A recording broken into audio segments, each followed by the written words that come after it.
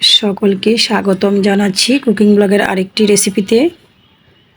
চিংড়ি মাছ ভর্তার রেসিপিটি সম্পূর্ণ দেখার অনুরোধ রইল।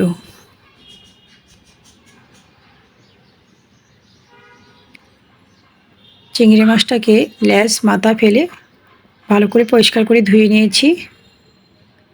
এ পর্যায়ে চলে আসছি চুলায়। চুলাটা অন করে একটি পাত্র বসিয়ে দিয়েছি পরিমাণ মতো সরিষার তেল, কয়েক কোয়া রসুন, স্বাদ মতো কাঁচা লঙ্কা,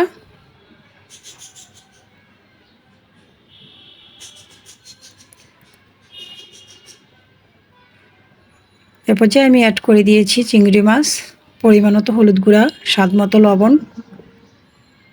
নাড়াচাড়া করে সব উপকরণগুলা একসাথে ভেজে নেব।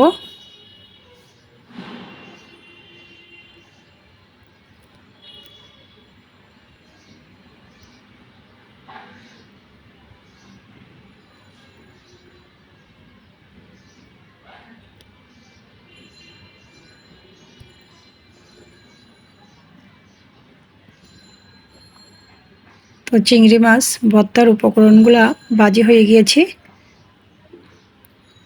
লাগছে ধনিয়া পাতা, সাথে পেঁয়াজ, সব কিছু একসাথে শিলপাটায় বেটে নেব।